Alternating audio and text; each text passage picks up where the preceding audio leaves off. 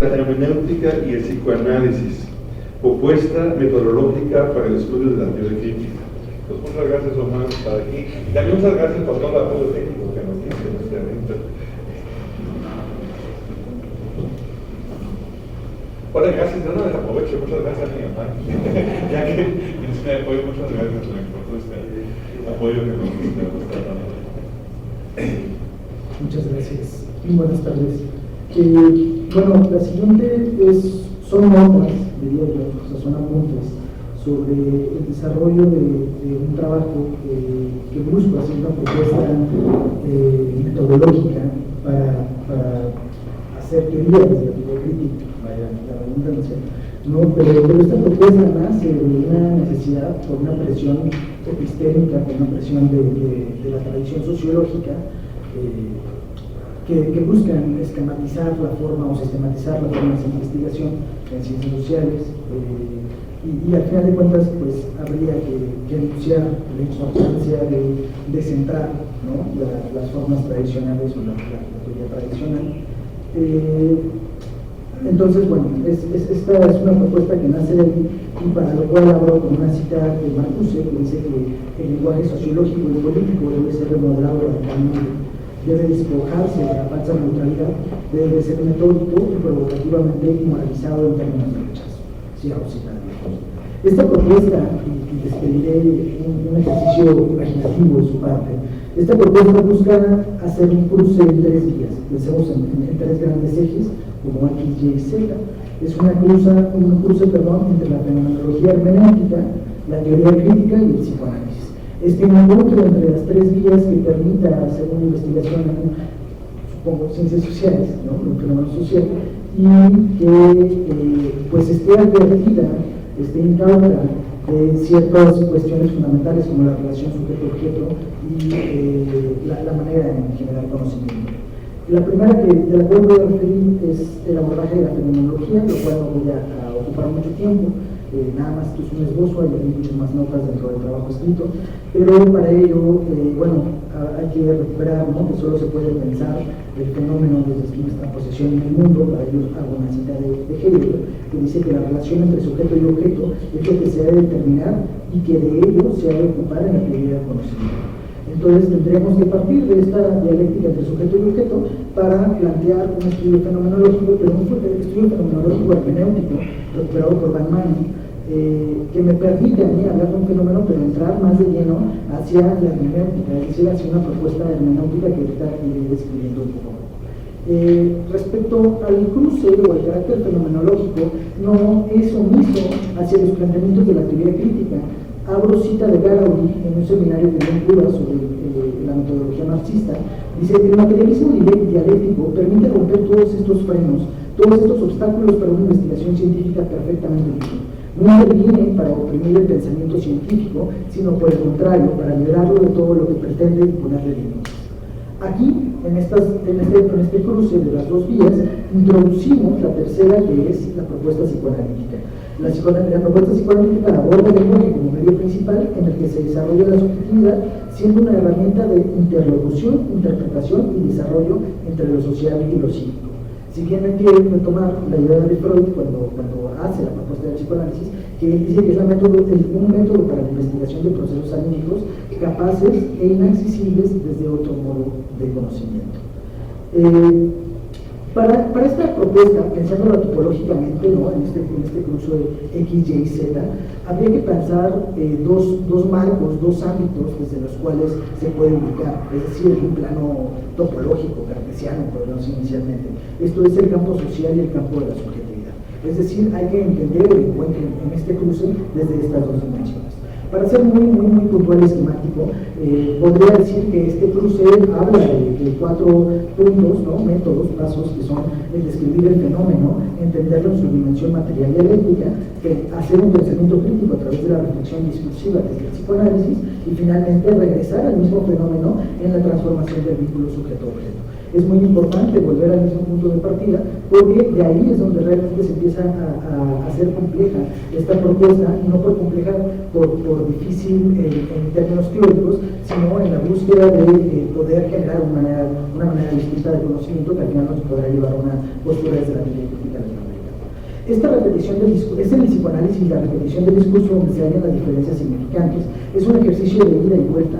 Para esto recupero a Pura Cancina, que habla en investigación de psicoanálisis sobre el conocimiento, al menos psicoanalítico, debería proponerse en una lógica de la ley de órbita de Kepler, es decir, que nace, ¿no?, hace una órbita, regresa al mismo punto y se vuelve a trazar, pero ya no sobre la misma ruta, sino desde una ruta distinta, lo que permite que sin recorrer el mismo camino, el óvalo se dibuja por encima con leves diferencias angulares que le permiten generar en cada ocasión nuevos conocimientos, volviendo siempre el punto de partida.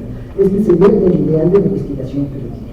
Es decir, que nosotros podamos transitar por el mismo camino y podamos ser críticos sobre el mismo fenómeno encontrado y podamos mantener esa reflexión, ¿no? Por otro lado, respecto al materialismo histórico desde el pensamiento de la teoría crítica, parece cumplir el propósito significativo al integrarse en un flujo constante con las diferentes ejes. Para esto, vuelve a una cita de Garawin, dice: la filosofía marxista no se enriquece por una acumulación mecánica, se desarrolla como un organismo viviente, se nutre de todo lo real, de las experiencias y de los resultados de la ciencia, de las luchas de clases y de los pueblos. Ahora, ya planteando este modelo metodológico en el macro, voy en los métodos particulares trabajados desde la dimensión hermenéutica.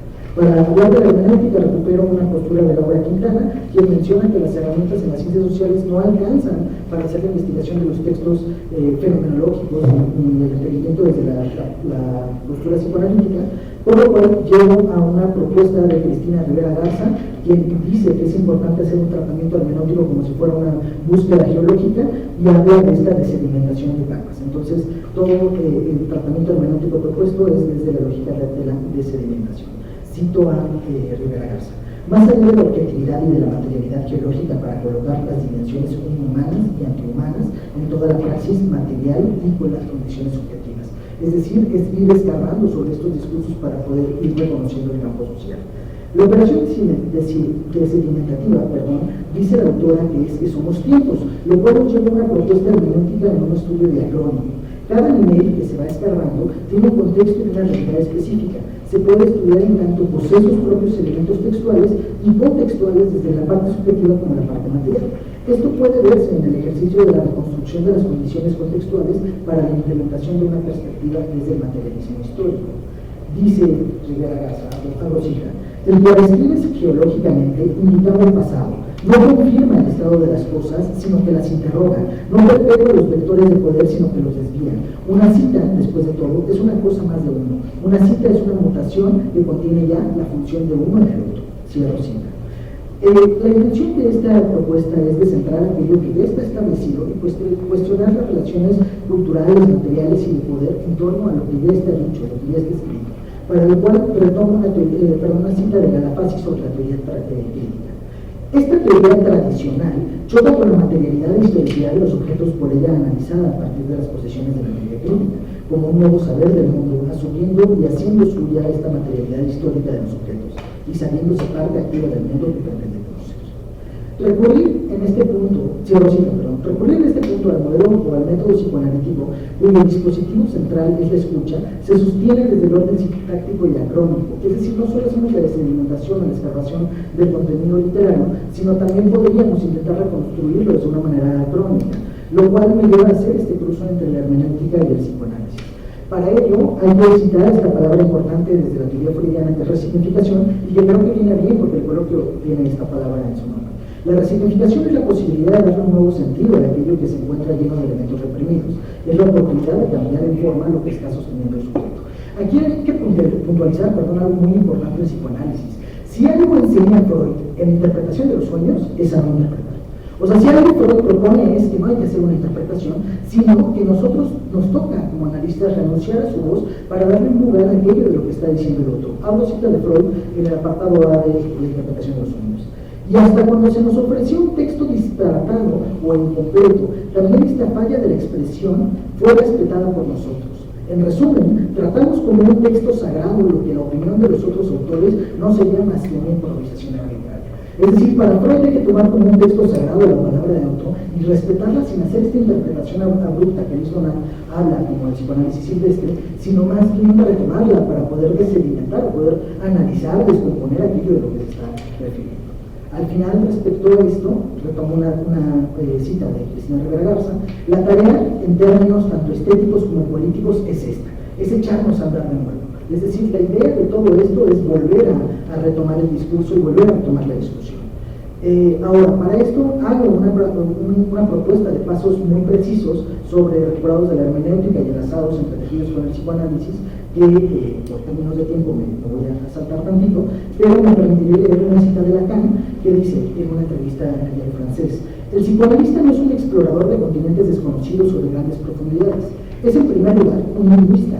Aprende a descifrar la escritura que está ahí, bajo sus ojos, que se ofrece a la vista de todos, pero permanece indescifrable en cuanto nos conocen sus leyes y su clave. Hay una necesidad de adaptar estos nuevos métodos de estudio hacia las lógicas de las ciencias sociales. Para ello cito a Horkheimer, quien dice que si las prácticas convencionales del método científico resultan inoperantes porque tienden hacia una teoría tradicional, se requiere, abro cita, una adecuación de modos de procedimiento a fines de lo que son más o menos aceptables y que presuntamente se puedan sobreentender. Cierro cita de Horkheimer.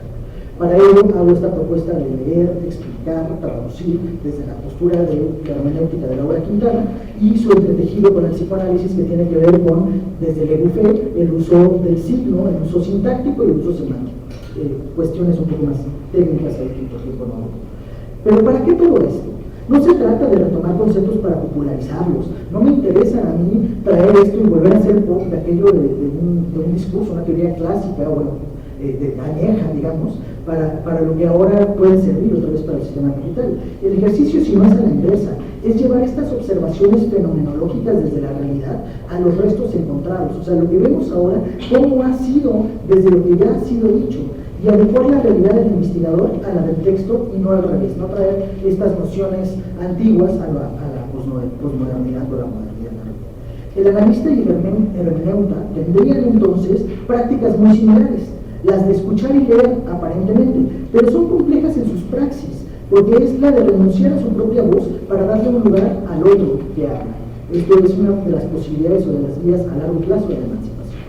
Esa renuncia es un ejercicio ético que además es una forma de resignificar y entender el proceso dialéctico que significa a sí mismo para formar parte de las vías del lenguaje desde las cuales se subjetiva y se entiende la realidad del otro. Y con esto articulo la lógica de la teoría crítica para empezar a hablar de una teoría crítica latinoamericana, una resignificación que es a través de la apropiación. Cito a Horkheimer: ocuparse de fenómenos que pueden ser comprendidos socialmente en el marco de la vida social del hombre, el Estado, el derecho, la economía, la religión, dicho brevemente de la totalidad de la cultura material y espiritual de la humanidad, es en general. Este es el propósito de la teoría crítica, dice Horkheimer. La idea materialista sería entender, cito, la actividad fundamental en torno al trabajo social cuya forma estructurada, según clases sociales, imprime su sello en todas las formas de acción y reacción humanas también desde esta teoría. Cierro citado. Entonces vemos aquí cómo se centra, y dice Horkheimer que hay que abordar las formas del trabajo social, el trabajo humano, pero también podríamos plantearlo desde la noción de Freud, que hace una articulación entre la subjetividad, el trabajo y la cultura, ¿no? Y entonces esto nos acerca a una reconstrucción dialéctica para la realidad, para una reconstrucción de la realidad social desde una discusión dialéctica de teoría y praxis. Abro cita: el pensamiento no teje a partir de esto, sino de sí mismo, dice Horkheimer, ¿cierto? La teoría crítica será importante señalar que no es una idea autónoma para formular una teoría, sino que requiere los elementos que se van recuperando de la sedimentación histórica, es decir, que necesita este fenómeno para construir la realidad. La relación entre conocimiento, fenómeno, o la unión entre teoría y praxis, o el imperativo uso del método crítico como un puente para comprender el contexto actual, tampoco hay que cuidar que tampoco sea una herramienta para el servicio del capital y establecerlo como verdad científica.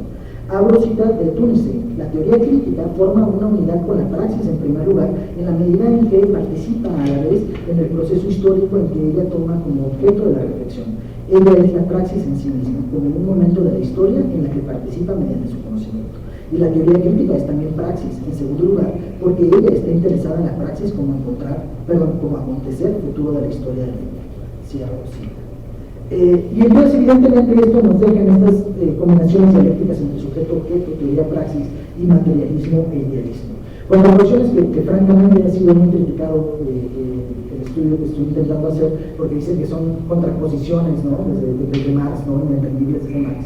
Lo cual hago una cita de Garaudi en este seminario en Cuba. En realidad, la subversión de Hegel realizada por Marx no es solamente el paso del idealismo al materialismo, es el peso de la especulación a la ciencia. La especulación es una actitud del espíritu mediante el cual un filósofo pretende adaptar el mundo a sus conceptos, en lugar de adaptar los conceptos a la realidad del mundo. Ahora sí, regresando con esta lógica, esta dualidad, vamos a la teoría crítica latinoamericana.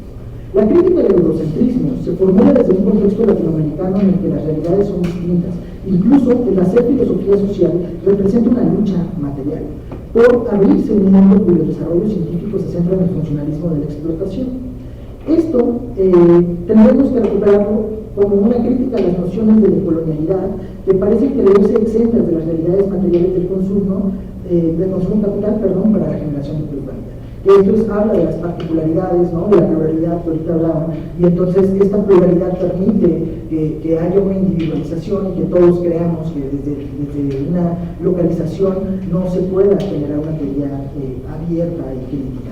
Hago una cita de Adorno en el profesor Ortega, que dice: ninguna teoría escapa ya al mercado, cada una de ellas es puesta a la venta como posible entre diversas opiniones que se hacen competencia, todas son expuestas para lo que elijamos entre ellas, todas ellas son devoradas. Cierro cita. Por lo tanto, de hacer contexto, un contexto distinto, hablamos de ser un acto crítico. Aquí señalo varias cosas que no van a entrar, ¿no? Como la relación en Echeverría entre significado y significante, o la relación entre materialismo y comunicación, que también propone él, para hablar de un campo desde lo humano. También hay enuncio la importancia de replantear la noción entre sujeto y político.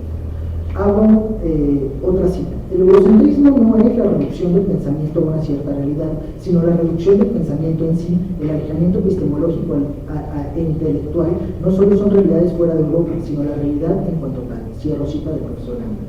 Ejemplo de ello es cuestionar a quienes supuestamente desde estos pensamientos críticos, a comillas, son ajenos a las realidades sociales y sus implicaciones materiales. Abro cita: declara Habermas que no tenemos nada que decir sobre las luchas antiimperialistas y anticapitalistas del tercer mundo. Cierro cita de Said. Esta afirmación es muy importante porque pone en el centro tres posturas: lo político, lo material y lo regional. Cuando Habermas habla de lo antiimperialista, que no le importa, estamos hablando de una dimensión política. Cuando hablamos de lo anticapitalista, hablamos de una dimensión material. Y cuando hablamos del tercer mundo, este desplazamiento, hablamos de lo regional. Aspectos que creo que deben ser retomados en la teoría crítica latinoamericana, ¿no? Como una resignificación y apropiación de los espacios para pensar una nueva forma de hacer teoría. Para ello hago una cita de Nicolás del Valle que dice: el eurocentrismo universalista de Habermas no es sino la reivindicación de una forma en particular y aspira a colonizar la diferencia cultural. Cierro cita. Ahora, esto nos plantea que tenemos que hacer una resignificación de la pertenencia del campo social y nos hace recuperar dos conceptos importantes: la cultura y el pensamiento crítico latinoamericano. Sobre la cultura, tenemos que decir que converge tanto lo material como lo simbólico. Abro cita de Garaudi: no se debe sacar la conclusión de que el marxismo debe desarrollarse fuera de las corrientes del pensamiento humano tradicional. Por el contrario, el marxismo es fruto de toda cultura anterior. Cierro cita. Por ello, la propuesta metódica que estoy haciendo es una lectura por capas desde el pensamiento latinoamericano que rompe con la idea de la capa ulterior del pensamiento colonizador de Europa. Es la desedimentación latinoamericana que no sirve como un objeto de cultura, de consumo cultural de Occidente, o sea, la folclorización, ¿no?, de la cultura, sino para generar espacios de una propuesta activa, como lo hizo Echeverría con Marx. La teoría crítica latinoamericana trasciende las propuestas tradicionales de los estudios culturales y permite proponer el pensamiento crítico no como una adecuación racional, sino como una reflexión materialista de las condiciones sociales, simbólicas, históricas y subjetivas de los hechos. Esta intersección entre el ámbito subjetivo, anuado con el psicoanálisis, que no desconocen las condiciones materiales, sino ponen el acento en la importancia de la subjetivación que hay en esas condiciones materiales. Abro cita: bajo las formulaciones como la de subalternidad, colonialidad, decolonialidad, indignación, epistemología del sur, pensamiento fronterizo, que en el fondo no hacen más que multiplicar el número de cada vez más ambiciosos y sofisticados juegos de lenguaje, Toda una legión de académicos de izquierda y declarados anticapitalistas echan mano críticamente de saberes de autores, instituciones y posicionamientos de discursos tradicionales, es decir, burgueses, para decirnos que lo nuestro es mental. Cierro cita del profesor Adorno. La propuesta aquí es formulada de un agrupamiento entre tres puntos distintos: la hermenéutica, el psicoanálisis y la teoría crítica latinoamericana, buscando generar espacios teóricos que permitan estudiar la dimensión material y subjetiva de los fenómenos sociales mediante el análisis del lenguaje. Esto contempla una dialéctica entre el campo social y económico con las esferas simbólicas y subjetivas en el centro. La constante enunciación de las discusiones entre sujeto y objeto se da ya que, si bien se consigue desde la teoría crítica que todo fenómeno es social, hay que dar cuenta que en las prácticas los fenómenos y los acontecimientos humanos están cargados de significaciones simbólicas propias de la subjetividad. En este punto es válido denunciar la pertenencia del psicoanálisis como modo de escucha, o mejor dicho, de lectura.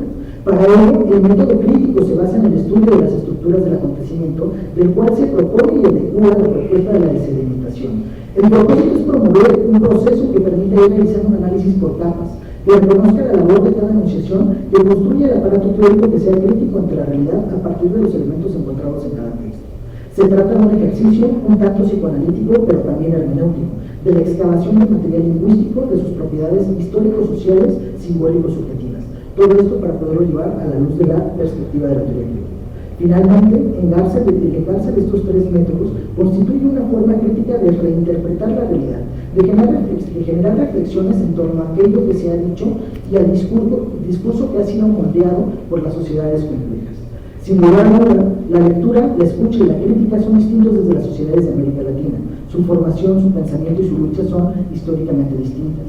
Pero hay una necesidad imperativa de cuestionar las tradiciones teóricas que sostienen desde el cómodo pensamiento eurocéntrico y escudriñar la realidad de América Latina azotado por la muerta constitución contemporánea del capitalismo cada vez más voraz.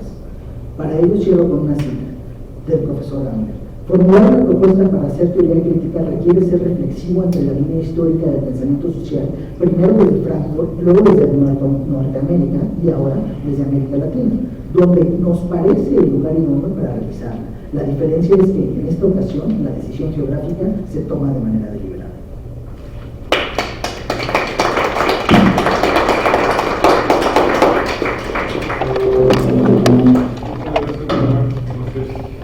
¿Quién quiere la palabra? Muchas gracias y se abre la discusión, comentarios. Todos están cansados. ¿Tú qué quieres decir algo, Gilberto?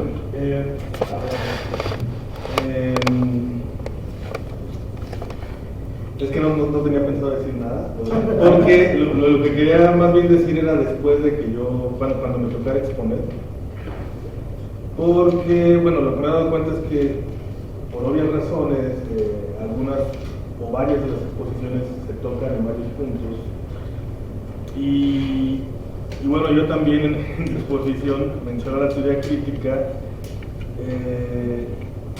desde una crítica que le hace Domenico Lo Curro, un pensador italiano, y que también alude a las cuestiones que tú ya mencionaste que Habermas desdeña, y que él, yo creo que aquí un poco justamente también se las echa a la primera generación de la teoría crítica, que es pues esta soberbia eurocéntrica y este desdén por las luchas anticoloniales, antiimperialistas dentro del sistema mundo, ¿no?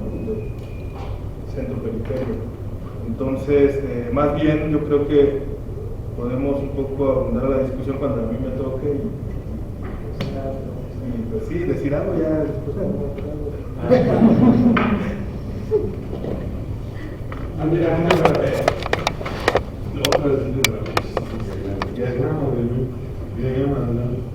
No sé qué está pasando, Muchas gracias por esa muy interesante ponencia, muy compleja también.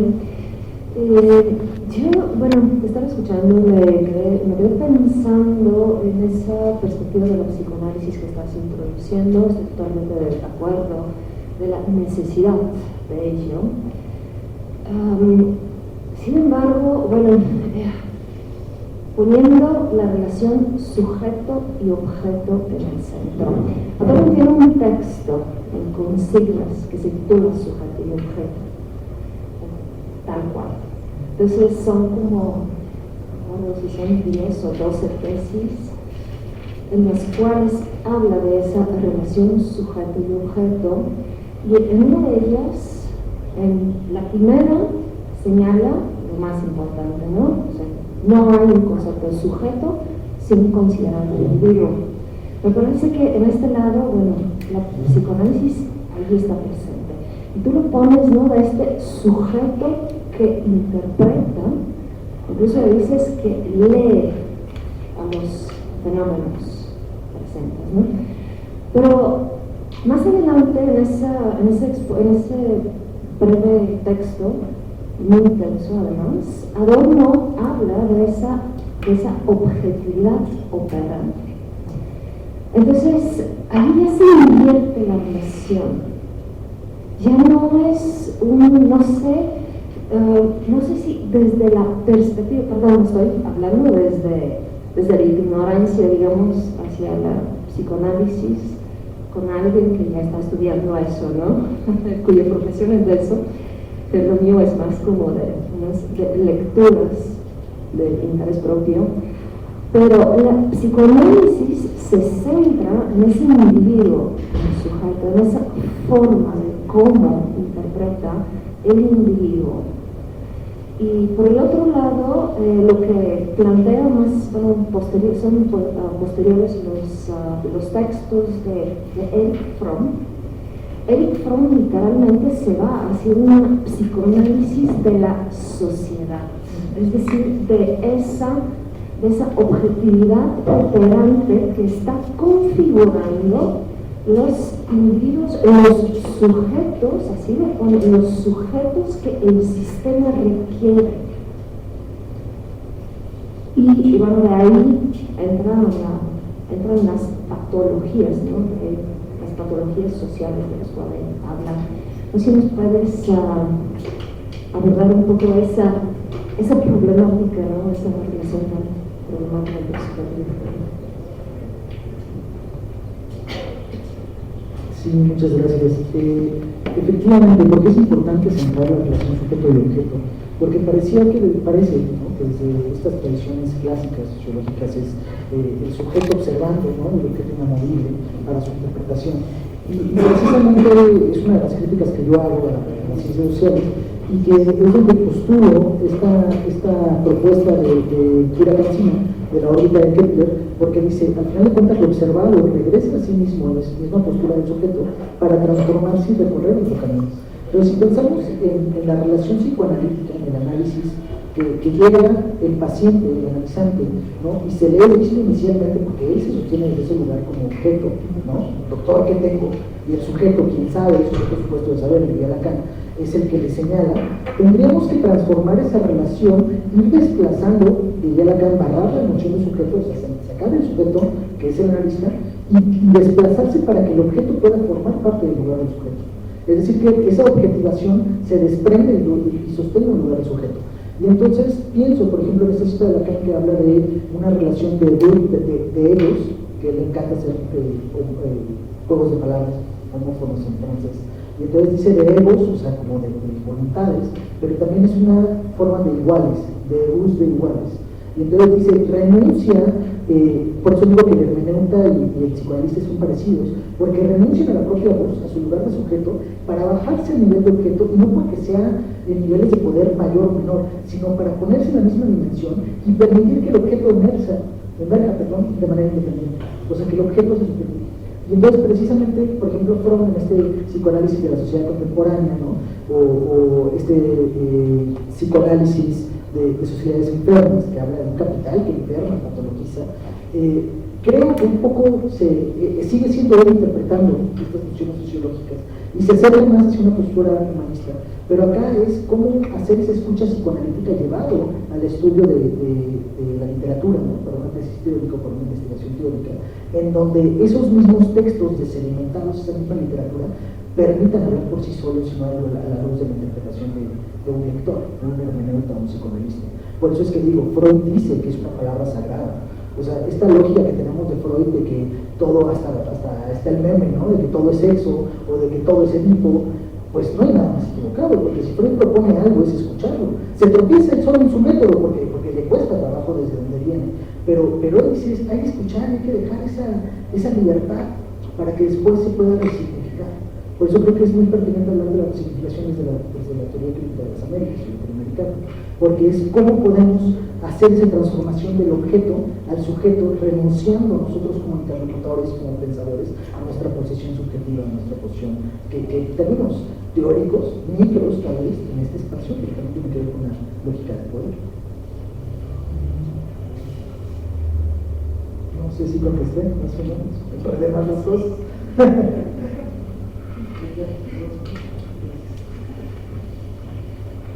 No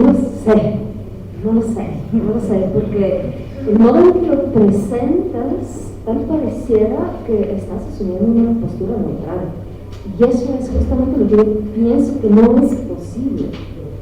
No es posible. Y lo que Eric Fromm lleva a la luz son esas condiciones enfermas que, si bien para un individuo serían como una condición enferma, o sea, una esquizofrenia, una fobia, una manía, lo que sea, en la sociedad contemporánea son llevados a la colectividad y ya están normalizados, ¿no? Como es, por ejemplo, el consumo desbordante o esa obsesión de estar comprando, la obsesión de convertirte en algo, a través de forma de ser, no sé.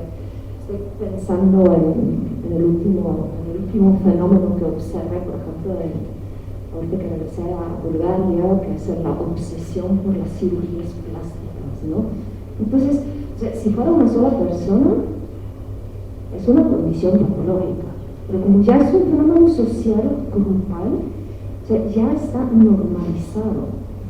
Y eso es lo que nos dice, ¿perdón? ¿Y le quita eso lo patológico? No, para nada. Entonces, en esa, o sea, ¿cómo desde esa postura de la neutralidad de la que estás planteando, o sea, no sé, separarlo para observarlo, realmente puedes dar cuenta de esa cuestión de señalar lo enfermo que sigue siendo esto. ¿Sí me explico? O sea, porque esa es la tesis de Freud, ¿no? Esa es la tesis de Freud, y lo que Adorno señala, y bueno, quizás es una lectura muy hegeliana que estoy haciendo, pero es esa conciencia, bueno, Hegel le llama, ¿no? La conciencia feliz, ¿no? Que sale de sí, se va a caminar, hasta que se dé cuenta, ¿no? De que, ups, eso no soy yo, y regresa así, ¿no? Para darse cuenta de. Entonces, lo que señala Adorno es de que ya no, ese regreso, ese retorno, es el que está fracturado, ese es el que está quebrado. Bueno, la tesis de Marcuse, con la unidimensionalidad que estaba hablando, refiere a eso, ¿no? De esa conciencia que ingenuamente feliz, ¿no? Porque Adorno es más crítico, ¿no? Dice, es la falta de conciencia de la propia infelicidad, ha sido ponerlo.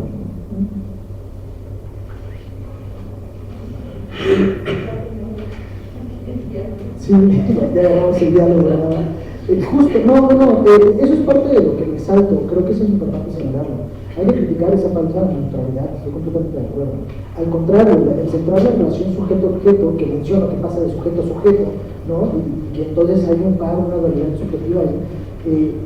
Desde la postura de, no sé cómo decirlo, observador, investigador, no puede denunciarse, no puede ser neutral. Al contrario, hay un texto muy clínico en Casanova que menciona, por ejemplo, que el síntoma del psicoanálisis solo es un síntoma en tanto hay un analista que lo escuche y lo reinterprete como tal. O sea, la persona le puede ver algo, pero cuando sostiene esto y hay una repetición en el lenguaje, es el analista que lo toma y lo devuelve en calidad de síntoma, y ya hay una transformación ahí a partir de esa relación entre sujetos.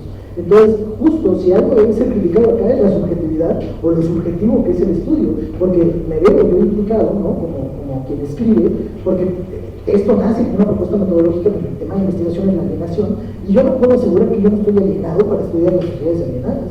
Sería el primero, ¿no? que vivo dentro de esto. Entonces creo que eso es bien importante. Si hay una relación entre sujetos y esa subjetividad está puesta ahí y transforma de manera constante, por eso es dual, por eso de la mejor propuesta en todo caso es que vuelva al mismo punto y se recorra otro camino, como la forma de Kepler. Hay unos diagramas, ¿no?, pensando en esta estrella que se va dibujando, esta flor, porque el chiste es ya no recorrer el mismo camino, pero tiene que volver a uno mismo como sujeto para dar cuenta de eso. Y yo creo que eso es lo que puede formular una emancipación, un camino hacia la emancipación, y no exactamente una conciencia nada más neutra, que tiene que ver, ¿no?, con esta idea pues al final cuentas el capitalismo va a apropiarse de estas diferentes luchas, de sus pluralidades y de esta neutralidad, ¿no? Tú quieres estudiar esto, pues yo te doy un producto que puedas consumir. Tú tienes esta lucha, pues yo me hago ahora de la bandera LGBT para poder, o sea, hay una voracidad del capitalismo, y la conciencia de ante eso no es la emancipación, sino la posibilidad de dar cuenta y transitar de una manera distinta, que para el psicoanálisis es importante. Si me preguntan cuál es la cura psicoanalítica, pues no, o sea, no evitamos síntomas, no replanteamos el sujeto, o sea, lo que tendríamos que hacer es la posibilidad de un cambio, aunque sea ligero, para transitar de una manera distinta, que no es radical, que no es de un lado hacia otro. Ese es el problema de la revolución, pues estoy de acuerdo que hay que dejar de parte, porque la revolución lo que nos lleva es en la misma posición, por eso es revolución, ¿no? Y llegan y sí todo, y volvemos a plantearnos en el mismo lugar. No hay que primero hablar de la subversión hacia poder picar, ¿no?, poder hacer una brecha hacia un camino emancipatorio, al menos discursivo desde este lado, que aúne esa singularidad llevada a la relación subjetiva entre quien observa y quien es observado en este lado como una persona. Oye, pero pregunta de la ignorancia, me acuerdo cuando leía Lacan, porque tú estás por el tema de la alienación y la fundación, ¿no?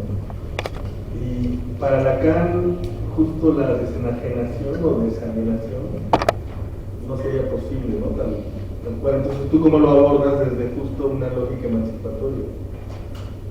Desde la postura marxista, o sea, Lacan es como, o sea, yo utilizo Lacan como un método clínico, un método psicoanalítico de entender el lenguaje, pero yo difiero, hago ese esbozo de la alienación de Lacan, pero sí esta idea pues, fatalista, ¿no?, de que no se puede hacer nada, y que únicamente son elementos simbólicos. Ahí es donde yo critico a Lacan, porque al final de cuentas tenemos que estar en el plano de lo simbólico y lo imaginario, pero las dimensiones materiales donde están colocadas, ¿no? No solo la enunciación es lo que permite la libertad, si seguimos luchando por las 40 horas, ¿no?, por ejemplo. Entonces creo que más bien ahí podríamos una lectura de Lacan pensando en que este concepto de lo real parte de unas condiciones materiales y no pueden ser subjetivadas, pero ya es otro camino filosófico más complejo. Bueno. ¿Ana? Muy bien, perfecto.